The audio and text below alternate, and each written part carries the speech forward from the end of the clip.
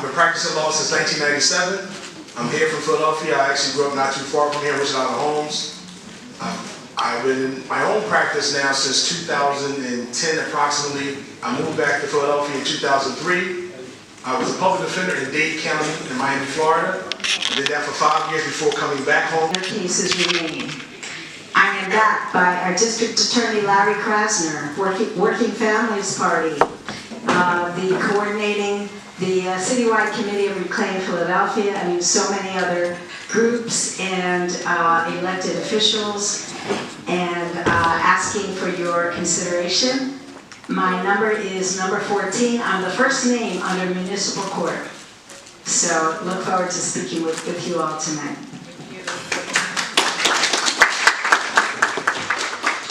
Good evening, my name is Leon King. I'm number 5 on the ballot. I'm running for Court of Common Pleas. I have been a lifelong civil rights attorney and public servant. I started off as an assistant city solicitor under Mayor Good, a deputy city solicitor for civil rights under Mayor Rendell, a deputy city solicitor for labor under Mayor Street. I was promoted to general counsel at the prison under Mayor Street. I did my legal job so well that at age 39, I became the youngest commissioner of the Philadelphia prison system here in the city. I went on after that to chair the city's Criminal Justice Coordinating Committee. I went into private practice for 8 years. I went down to Baltimore, ran the jails back down there, came back. Resource-based sentencing and supervision. Really quickly, what is it? It is, as I said before, is a system of accountability. What we are trying to do with it at this point is propagate it so that we can actually change the paradigm on how judges sentence and supervise. Instead of lording over the public, they will have to serve the public.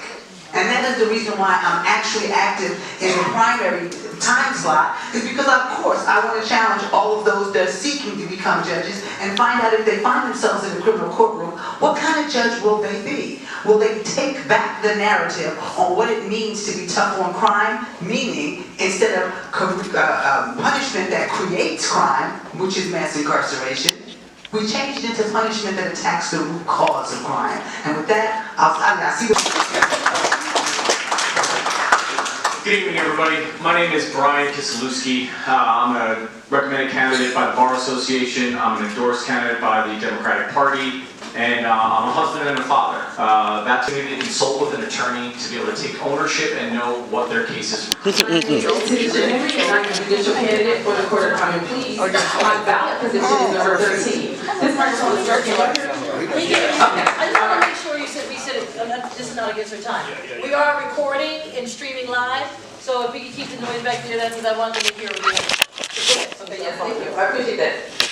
I'm a West Philadelphia native, a verified graduate, Howard University graduate, an international missionary where I served in St. Michael, Barbados, West Indies as a teenage missionary. I'm also a lifetime servant. I've been born to serve, and service for me starts at home. It's the people that are immediately accessible to you right here in your communities.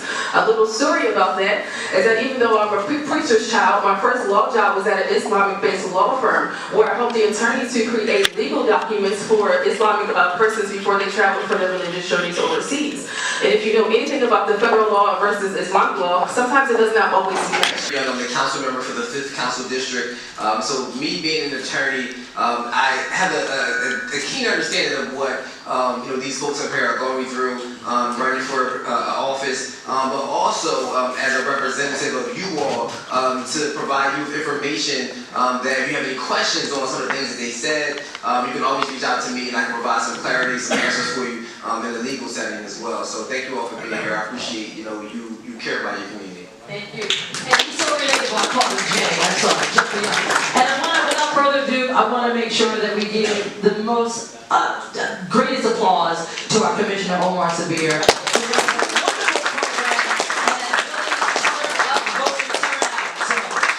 Commissioner Sabir. Hello, how is everybody doing? I'm excited about this election. Yeah. Some enthusiasm about this election. There are some people since November who are sitting beside their house afraid. They're afraid. Some people haven't really come out their house. They haven't really accepted the results. The one thing about democracy, when democracy works for you, you can't be rah-rah-rah and it doesn't work for you, your candidate that you pick doesn't win, means that you sit down. So you vote in spite of sometimes.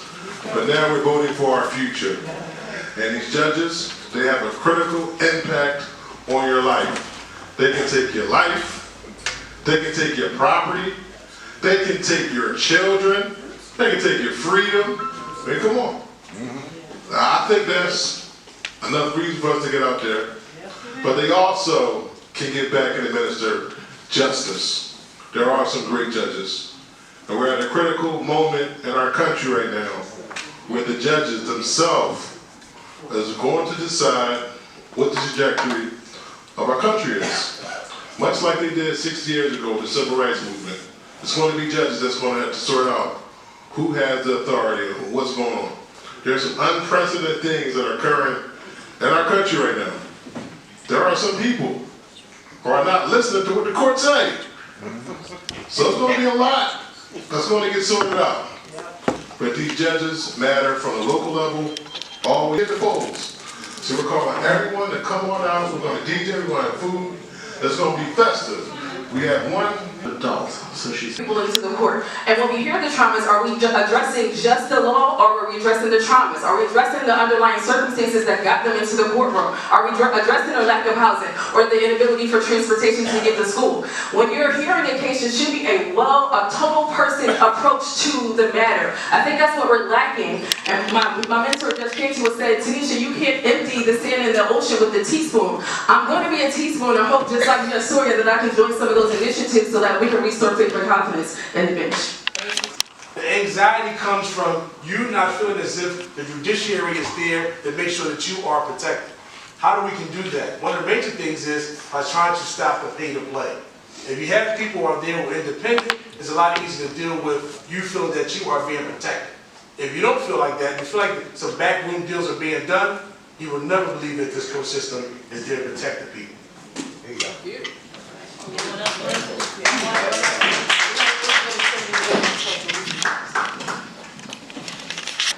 Hi, Sherry Cohen, number 14.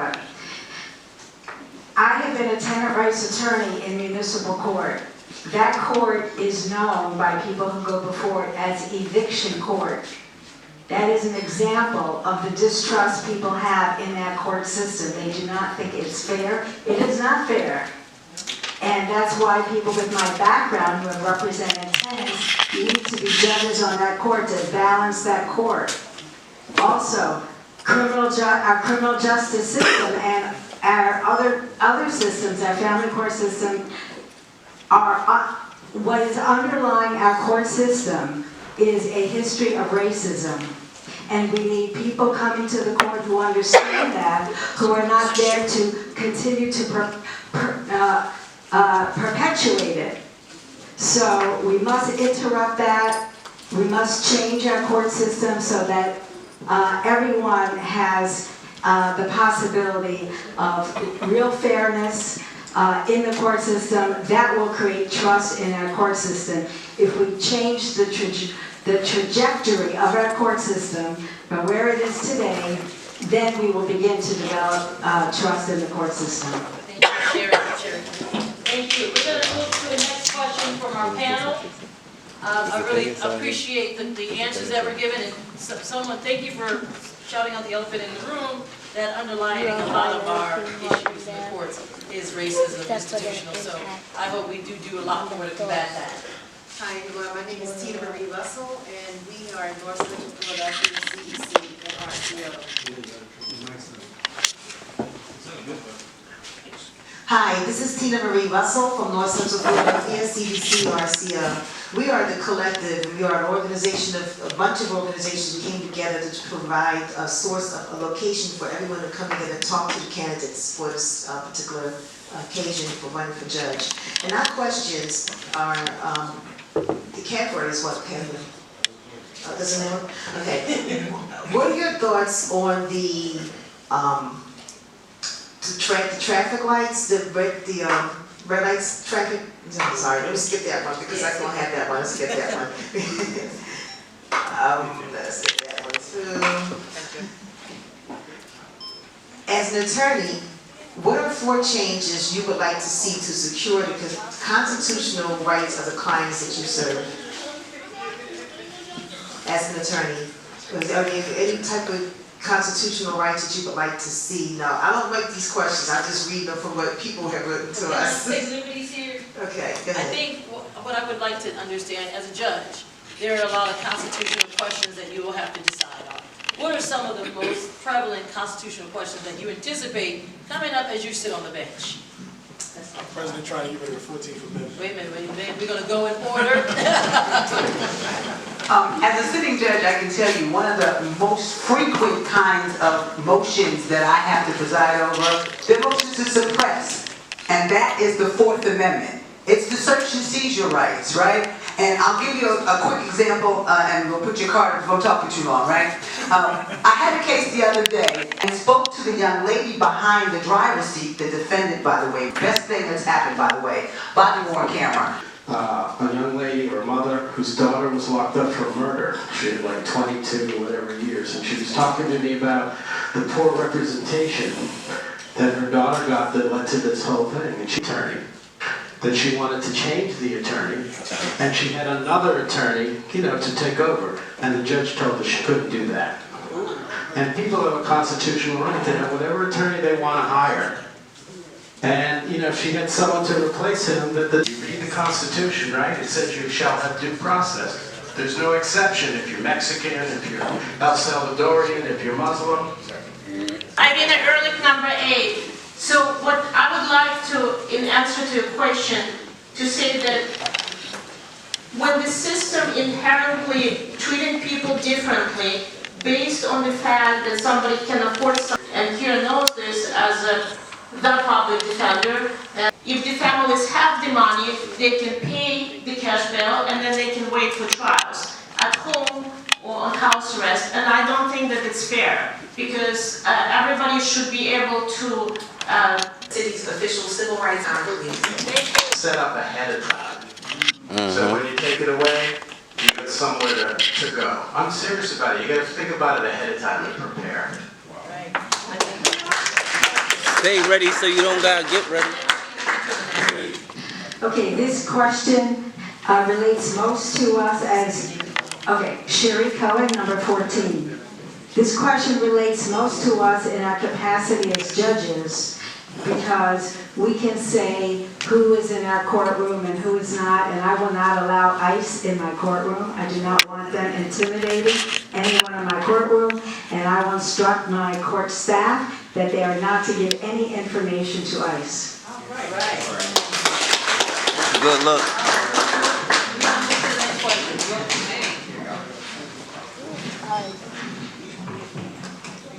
Good evening, everyone. My name is Nadira Griffin with Communities Connected.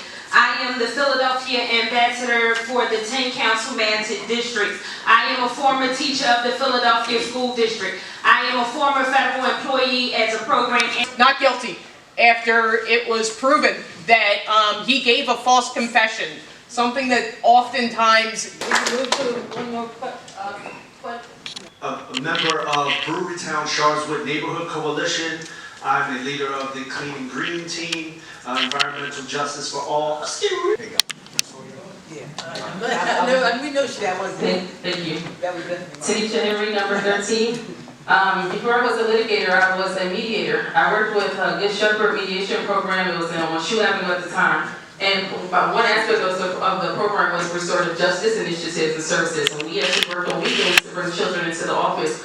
One, to mitigate the circumstances, to do some apology work, to do some acknowledging, and to kind of do some self-digging, but also to focus on where do we go from here, and what are you interested in? Do you have interest? Do you have a mentor? Is there someone pouring into you? And if not, we can establish and build those things here. As a mediator first, I come from a mindset of collaboration and bringing everybody to the table. I believe in bringing a plaintiff and a defendant to the table as we did at Good Shepherd so that they can talk to each other, get an understanding and assessment of one another, and issue their apologies. And oftentimes we would see friendships come from bringing them in on Saturdays and doing that work as a mediator and as offering that apology work. I believe that when these children do come into the court system, that's necessary. That should be your first go-to. They're children, their minds are not fully developed. Oftentimes when they're out here doing silly things, it's because they're lacking something at home. So then that's when you address their services. How can we help you to deter you so that we don't see you again? And when I worked in family court, we did this live from the courtroom, connecting them to things within their neighborhood and providing them transportation to help give them something to do to shift their focus and their behaviors. And you'll see that for some, they adapt. For others, they will never adapt, but the community cannot stop trying in order to ensure the court system. Thank you.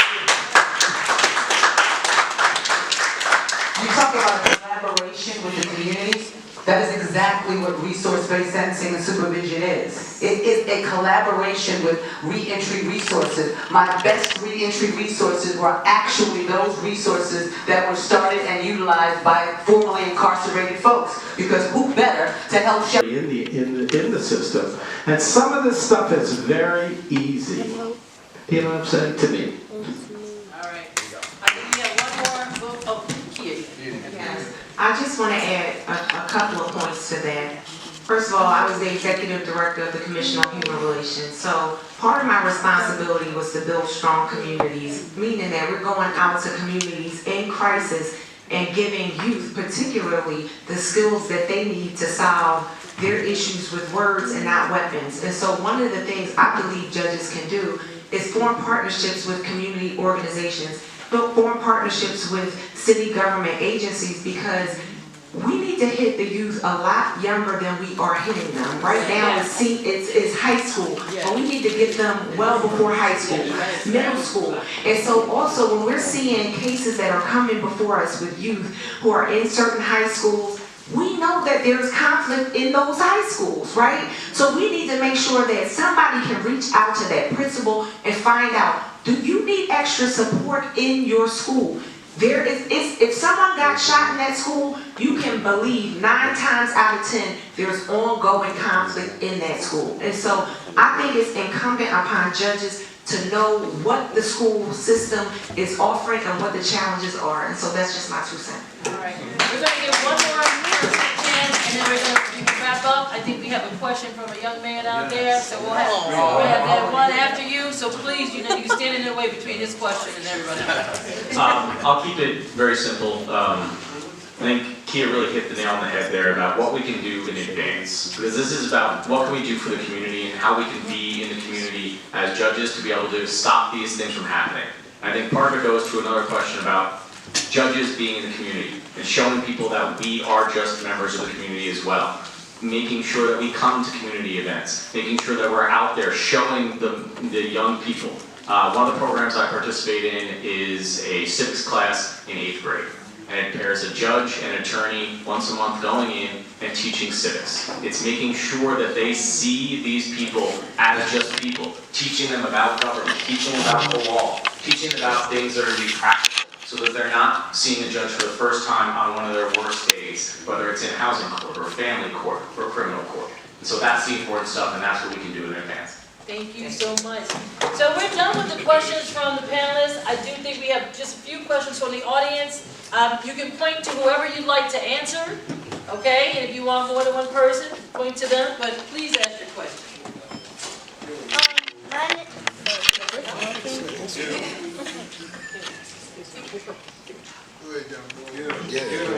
My name's Maurice. How did you become a judge? That's my question. Why do I do this? Yeah. Maurice, thank you so much. Irina, again, number 8. Tell your parents to vote for me. And then I will become a judge. But in order to become a judge, you have to study in school well, you have to respect people, and then you can go to people and ask for their support so that as a lawyer, you can be trusted with other people's lives. So that's how I believe you can become a judge and become a good judge. Thank you. All right, thank you for that question. Thank you. I think we have another one from the audience.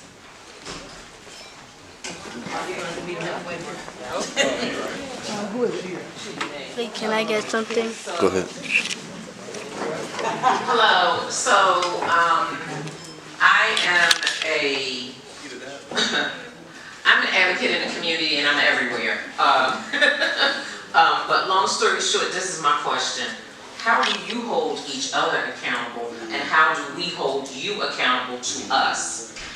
You know, I feel like sometimes when judges get into their seats and they become judges, you sit there, you become jaded, and then whatever you started off to be, you kind of shift sometimes. I'm not saying all the time, I'm not saying everyone, but how do y'all hold each other accountable? Do you even hold each other accountable? And how do we hold you accountable? Thank you. Can we have Stefanski? Because he hasn't really said much. Yes. Anthony Stefanski, number 9. First of all, you have to be true to yourself and from where you came from. So if you came from good parents, people know you're a good parent because you're a good person. That I knew was doing something wrong, they would hear it. And I don't think you'd have that problem with any of us, any of the endorsed candidates, because we're all pretty close and we were well vetted, and if one of us is messing up, they're going to hear it. So I just think, bottom line, you got to be true to yourself and where you came from. Thank you. Can we go? All right. Step to that. We know you don't have the problem. I wanted to directly answer the question in this way. Number 1, what judges do to hold themselves accountable? The rules of judicial ethics require that you report them to the Judicial Ethics Board if you know that they're doing something inappropriate. I myself have written some. There's some confidentiality as to why I won't get into the specifics of it. That's one thing. The second part of your question was, how do we maintain our responsibility to the public? By y'all voting. Amen. If you don't vote, we don't care. All right. Drop the mic. Before we go to Martha, we just have a quick. Yes, so how do we hold them accountable? Then somebody up here talked about how we can visit your courtrooms. I just learned this last 2 years ago, I think, about us as citizens visiting your courtrooms. That's one way that we can do that. Can someone talk about that? It's not just that, it's a More program. importantly, it's a program that Ms. Bradford started while she was up at in Montgomery County, and she brought it here to Philadelphia County. Participatory defense, again, I'm speaking about people I know who are involved in the program was here. What that program does is, it brings people from the community to come and sit with the defendants. People from the community come and sit with the people who are defendants. People from the community comes in, not family members, people from the community who's interested in how our system works, how our laws should be divvied out, and whether or not we are fair and true to people who are sitting in court. This is a program, again, that she created. You'll hear everybody else get their claim for it, but every chance I get to stand on the tower and say, this is where it comes from, and this is how you hold judges accountable. You come to court. You sit with people who may not have the family members who are able to come to court.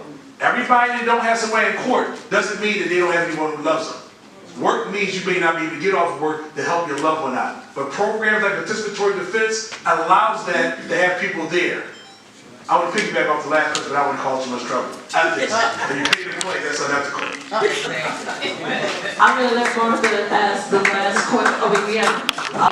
Many of you see people come to court saying, I had never seen my lawyer, I've never talked to my lawyer, and sometimes the process continues to go on. So, as a judge, I think, and I'm going to piggyback on, I've been in front of Judge Sawyer numerous times, and one thing that she does is she asks the defendant in front of her, how's the program going? And I'm going to get to the point, okay?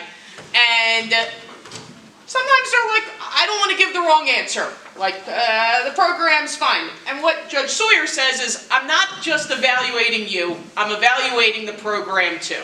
And I'm translating that to, she listens to what they have to say, and with that, finds out what she needs to do next, okay? If that person...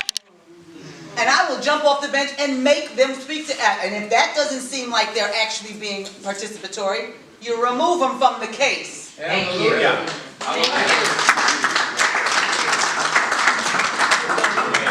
one question, and then you're the last one, Greg. Church worker, and I always gotta use the mic. Come this way, your video yourself. All right. I'm a church worker and I'm a volunteer for a lot of stuff, mostly share in my church. And my question is, since the crime is going up with young people, I mean, elementary school kids, do you think it might be important as a judge to at least once a year visit an elementary school? Good question. Yes. Anybody other than we know Steph does Yeah, that? you know I was Anybody? at this, Anybody? Yeah. Tanisha. Thank you. I did clerk for Judge Deborah Kinsey, and she would, when Martin Luther King Day came around and the judges would get together to have community service events, she made sure that her staff, me, was there bright and early, painting the gyms, talking to the kids, etc. So the best future predictor is past performance. This is the way I was trained. My sister is a principal. Me and my mother are at her school. The staff know to call Attorney Henry on speed dial because I'm either going to address the legal issues that they have or help them navigate the issues with the students, whether it's mediation or how they can matriculate through custody, court, or DHS. It is important for people like us, even as attorneys, to have presence in the schools. Kids don't oftentimes have mentors. It's not an attorney or a judge on every block, so they're not seeing who they can be. So it's important for us to make ourselves available to them. Thank you. All right. Excuse me, I didn't mean to say my name is Sarah. Sarah, thank you, Sarah. Good name. Okay, my name is Rafiq. I'm actually a member of the mosque here. But I wanted to ask a question in regard to visiting schools. I would like to add to that, judges have to visit the prisons to see their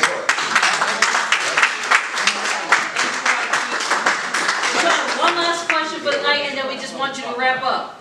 Okay. You want? You got another one? No, this is the last one. In the context of what everybody was talking about, right? The community. All you guys are here asking for us to vote you in, to give you power over our lives. Right? That's what you're asking. Correct. Power over our lives. Right? That's a big trust you're asking us to give you. My question now is, what role do you think a judge should play in their community? It's kind of two-part. I don't know where any of you guys are from. I don't know if you're from Philly, outside of Philly, whatever. But coming into Philadelphia, Canada, you're part of this community now. West Philly, North Philly, South Philly, wherever you're from. So, how do you plan to engage with local issues? Like what you said, going into the schools, going to the prisons. You hear all the time clients come before you and say, this man never talked to me. This is the first time I've seen him